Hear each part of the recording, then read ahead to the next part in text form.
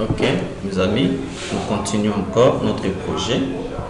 Nous avons vu comment enregistrer la base de données comme source de données utilisateur, c'est-à-dire data source name. Nous l'avons ajouté dans notre source de données. Maintenant, on peut lancer le NetBeans. Nous voulons développer notre application avec le langage Java. Les seuls conseils, mes amis, que je peux vous donner, étant programmeur, futur programmeur, si vous voulez développer une application avec n'importe quel langage de programmation, la première des choses, vous devez d'abord vous situer. Quel est l'IDE qui peut vous permettre pour développer votre application dans un tel ou tel langage? Comme nous travaillons avec le langage Java, notre IDE, c'est nous allons utiliser les NetBeans. Et aujourd'hui là, avec Java a plus de 50 IDE.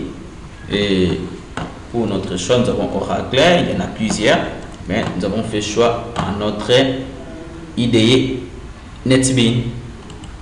Un petit rappel encore, lorsque nous cherchons à programmer avec les NetBeans, sous NetBeans, vous devez connaître aussi comment télécharger les NetBeans. D'abord, si vous n'en avez pas, si les NetBeans n'est pas sur votre PC, comment les télécharger. Après avoir téléchargé les NetBeans, vous devez l'installer. Vous devez savoir comment installer les NetBeans. C'est juste double-cliquer sur votre setup pour l'installer. Et si vous double-cliquez sur l'installer, on n'a pas la possibilité d'installer les NetBeans. Ça veut dire que votre système, votre ordinateur n'a pas la machine virtuelle. De ce fait, vous devez chercher la machine virtuelle qui est le JDK. Vous devez télécharger les JDK et vous lancez les JDK. Vous installez les JDK sur votre PC. Après avoir terminé à installer les JDK, vous pouvez maintenant passer à installer les NetBeans. Ça, c'était un rappel. Des fois, ça peut être compliqué pour installer les NetBeans. C'est un petit rappel. Alors, nous pouvons lancer maintenant notre NetBeans, notre IDE qui est là. Je double-clique sur NetBeans.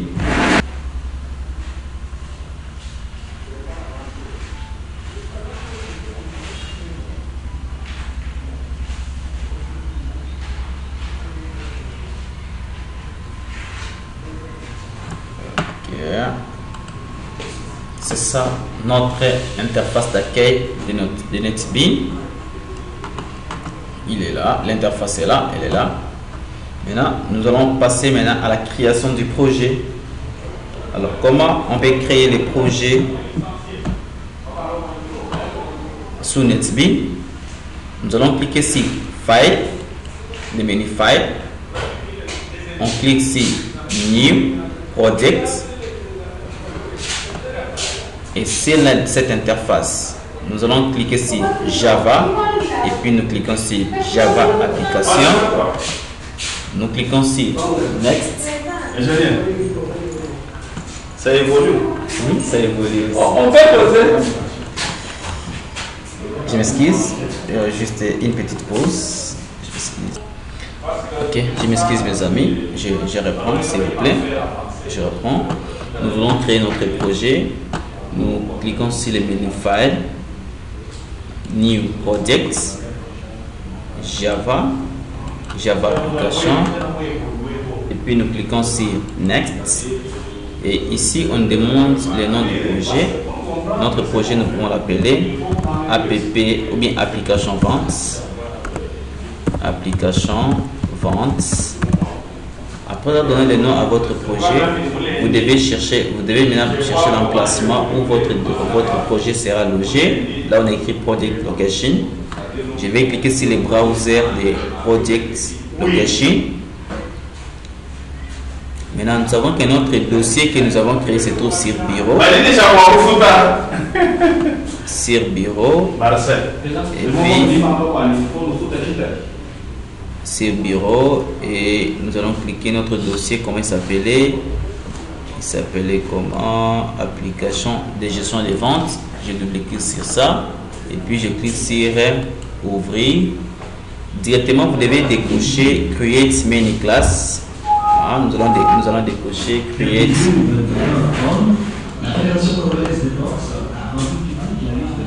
Nous décochons ça et puis nous cliquons sur Finish.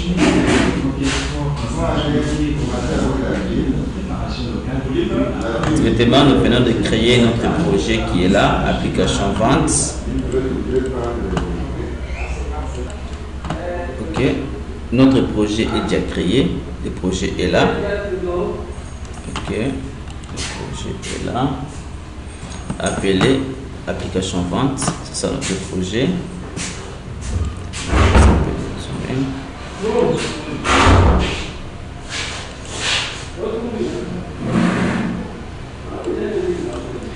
Ok, le projet est là, app vente.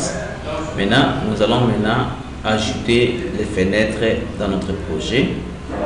Et pour ajouter les fenêtres, nous commençons par créer d'abord notre package. Je vais créer d'abord le premier package. Je vais venir sur source package. Je fais clic droit, par sur new, Java package. Et ici, je vais donner le nom à mon paquet que je vais appeler interface. Interface. Et puis je clique sur finish. Nous venons de créer un paquet appelé interface. Alors à ce niveau, on peut maintenant dans ce paquet que nous pouvons maintenant ajouter toutes les fenêtres possibles. Quand je parle de fenêtres, ce sont les classes, les classes formes. Je fais clic droit sur interface. Je pars sur new et puis je vais prendre JFrame Form. Alors la première classe sera appelée, comme nous allons faire juste d'abord, on commence avec la fenêtre du client que je peux appeler client. Ici, on nous demande les noms de la classe. Il faut savoir que les noms de la classe commencent toujours par une lettre A en majuscule. Je mets alors client. C'est-à-dire nous aurons un formulaire appelé client et puis je clique sur finish.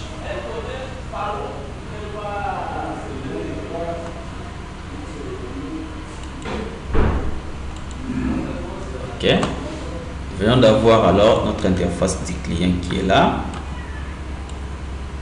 Nous venons d'ajouter dans notre paquet interface la classe client. En dehors de ça, vous voyez notre classe ici, la classe client.java. Cette classe a au moins 3 fichiers.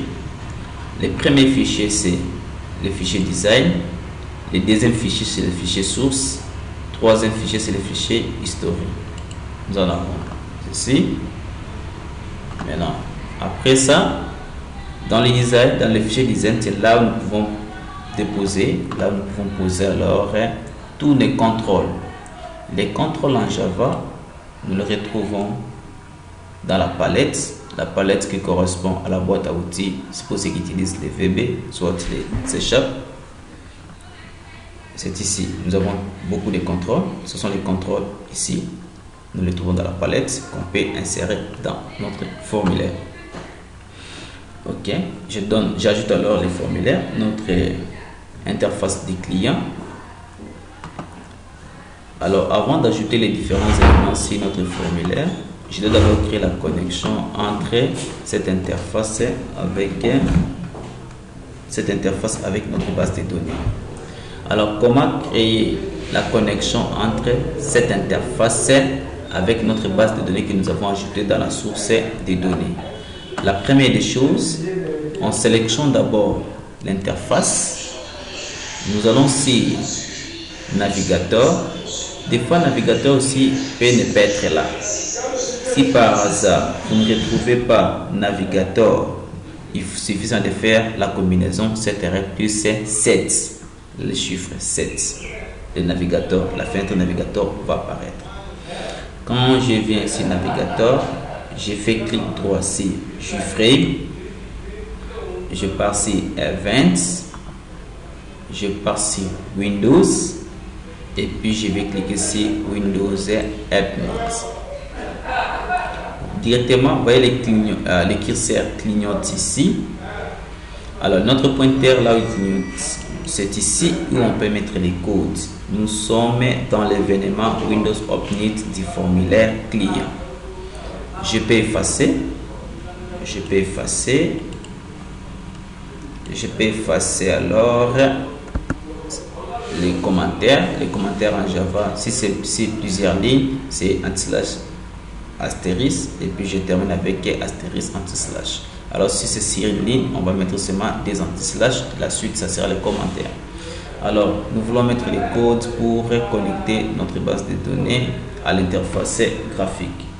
Pour ce, la première des choses, mes amis, pour connecter notre base de données à l'interface graphique, nous allons taper les codes suivants. On va mettre les codes, doit toujours être dans la clause 3 catch.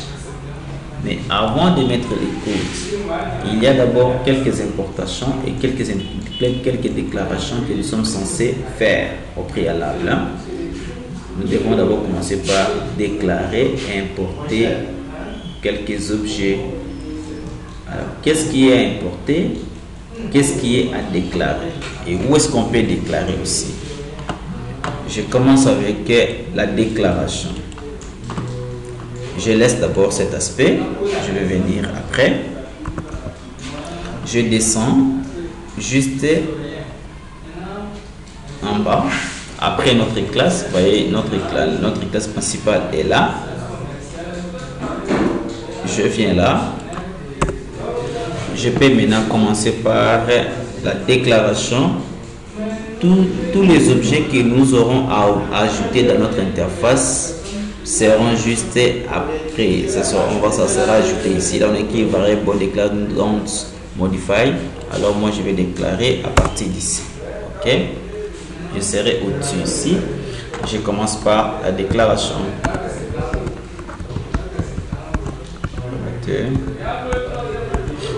Je commence par déclarer un objet de type connection.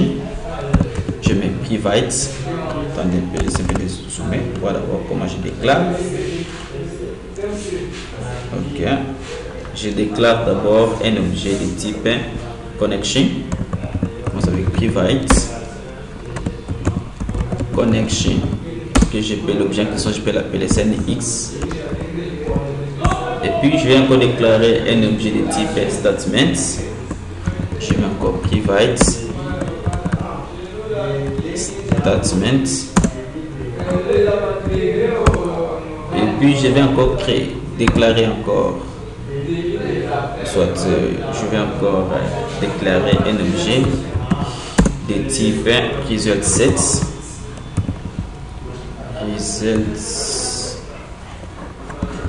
Result set que je dois appeler RS. Et puis je vais déclarer une variable de type default stable model. Default table model que je dois appeler DT. Et puis je vais déclarer quelques variables de type string. De type string, nous aurons au moins name, nom, post nom. Je pensais chez nous là-bas, chez les clients, on avait numéro, nom, post nom. Il fallait que je vérifie, s'il vous plaît. Je vérifie les champs qui sont dans notre base de données. Je vérifie les champs qui sont dans notre base de données. Permettez. Je vérifie d'abord dans notre base de données quels sont les champs qui sont là. Je vérifie d'abord chez les clients. Nous avons, oh, s'il vous plaît, désolé. Nous avons numéro client, nom, adresse et sexe. C'est que nous avons que 3 champs. Je dois déclarer alors ces champs. Je déclare ces champs. Ok. J'avais NIM, nom. Nous avons aussi adresse. Nous avons adresse. Et puis sexe. Et puis je vais encore déclarer au moins une variable de type entier qui sera comme notre indice de déplacement. Je mettrai private int i. Alors celle-ci, c'est au moins, c'est l'indice de déplacement.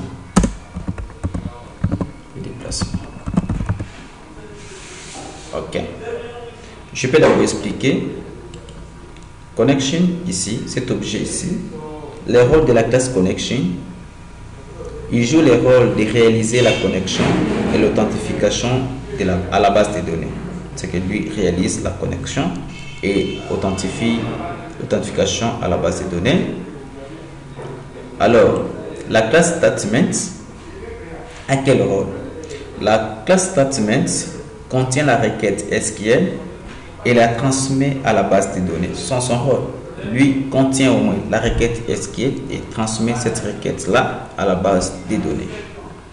La classe result-set permet de parcourir les informations retournées par la base de données dans les cas d'une sélection des données. Et la classe default table model, ici, ça va, c'est une classe qui va prendre au moins tous les éléments de la base de données, parce que les informations qui sont enregistrées dans ces bases de données sont placées sous forme d'un tableau. Alors, c'est un peu ça. Nous avons déjà déclaré nos variables. Alors, pourquoi ces erreurs? C'est parce que nous n'avons pas encore importé les différentes classes liées à ces objets. On peut alors passer par l'importation. Il suffit seulement de cliquer sur l'ampoule jaune avec le signe rouge. Cliquez sur Add Import for Java SQL Connection. L'erreur est repartie. Je fais encore la même chose ici. Je fais la même chose ici. Je fais la même chose ici.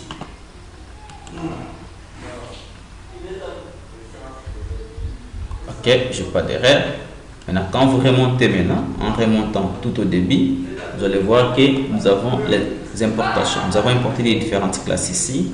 Alors, parmi toutes ces classes, à la classe statement, nous devons changer là où il est bind. Mettons SQL. Ok. Nous rentrons maintenant dans l'événement OpNeed du formulaire. C'était pour que nous puissions mettre les codes de la connexion. Pour ce, nous commençons par mettre d'abord la clause try catch. Je mets d'abord la clause try catch. Je mets try, j'ouvre la collab, je tape sur Enter, il a fermé. Je mets alors catch. Je mets entre parenthèses exception et j'ouvre la collab, je ferme. Je viens de mettre ma clause try catch. Alors à l'intérieur, je vais commencer par faire la connexion avec la base de données, avec la base de données BDD vente. Alors pour ce, je vais commencer par quoi? Je vais commencer par créer l'interface JDBC ODBC. Alors quelle est l'instruction qui nous permet de créer la classe ODBC JDBC? C'est l'instruction suivante. Nous mettons classe point for name. Souvent en Java, lorsque vous tapez dans une classe, vous mettez point, ok, on va sortir des différentes méthodes. Si on ne vous propose pas, il ne faut pas avancer, c'est qu'il y a une erreur, soit vous n'avez pas, parce que Java est sensible à la case, soit vous n'avez pas respecté les noms correctement. Alors, nous avons dit classe.forName, entre parenthèses, entre guillemets, mettons sum, point, JDBC, point, ODBC, point, J, cette fois-ci le J c'est en majuscule, JDBC, et puis le O en majuscule aussi, ODBC, et puis les droits et vers, le D en majuscule, droit et vers, et une instruction Java termine toujours avec un point virgule. Je tape sur Enter. Je viens de de créer l'interface JDBC ODBC. Après avoir créé cette interface, nous devons maintenant établir la connexion avec la base de données. Pour établir la connexion avec la base de données, nous devons créer un objet de la classe connection grâce à la méthode getConnection de la classe driver manager, et nous devons utiliser aussi un seul paramètre de la méthode getConnection parce que la méthode getConnection a au moins 3 paramètres. Nous allons utiliser seulement URL qui est le tout premier paramètre. Pour C, j'établis alors la connexion. Nous avions déjà créé notre objet de type connection que nous avons appelé CNX. Vous vous rappelez de ça? Je mets CNX égale. Maintenant, comme pour créer alors, établir la connexion, on nous a dit nous devons au moins, grâce à la méthode getConnection de la classe driver manager, je commence à mettre d'abord la classe driver manager. Point. Quelle méthode? La méthode getConnection. Ok. Dedans, on nous a dit cette méthode getConnection contient 3 méthodes, mais nous allons compter 3 paramètres s'il vous plaît. Nous allons seulement utiliser un seul paramètre que l'URL. Alors l'URL, comment mettre l'URL? C'est entre guillemets. Je vais mettre JDBC des points ODBC des points, et puis nous mettons le nom de notre base de données qui s'appelle BDD vente, et puis à la fin je mets point virgule, enter. Cette ligne permet d'établir la connexion avec la base des données. Après avoir établi la connexion avec la base de données, nous devons créer l'objet ST, c'est-à-dire statement, qui contiendra la requête SQL et qui doit la transmettre à la base des données. C'est ainsi, nous allons mettre ST, parce que cet objet nous l'avons déjà déclaré au préalable, égale CNX point create statement, et puis point virgule. Et par là, nous pouvons déjà, comme pour notre cas, juste d'abord ces 3 lignes ici suffisent pour la connexion à notre base de données, mais nous allons commencer maintenant à enrichir petit à petit. Je ne vais pas d'abord vous embrouiller beaucoup avec le code, nous partons petit à petit. Ça veut dire les 3 lignes ici que vous voyez, ça a déjà établi la connexion avec la base des données. Alors on peut afficher un message pour nous dire que la connexion a réussi. Avec en Java, c'est JOptionPan.show message dialogue. Les premiers paramètres de la méthode show message dialogue c'est 1000. Le message affiché c'est quoi? Je peux dire connexion réussie. Connexion a réussi. La connexion a réussi.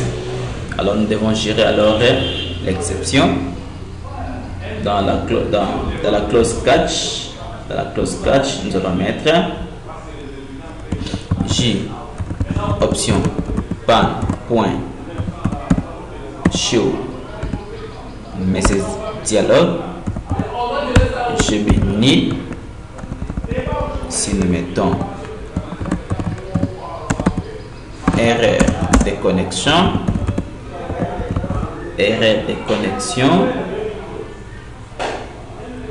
je peux mettre pour passer à la ligne.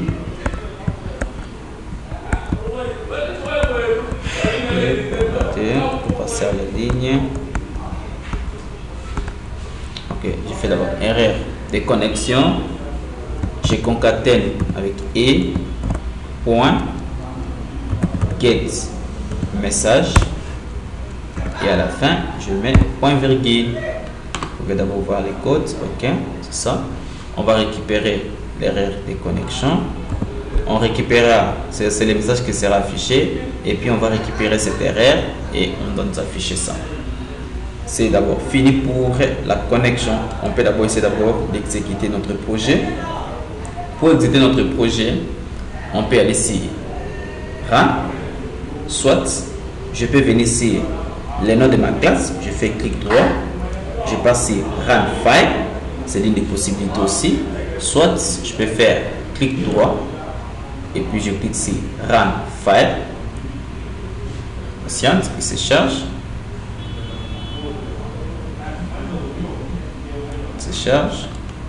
Ok, on me dit là la connexion a réussi. Je viens d'établir la connexion avec ma base de données. Je refais, j'exécute. La connexion a réussi. J'ai établi déjà la connexion avec ma base de données. C'est un peu ça. C'est ça les codes pour relier votre base de données avec votre formulaire. Merci. Poursuivons encore notre projet.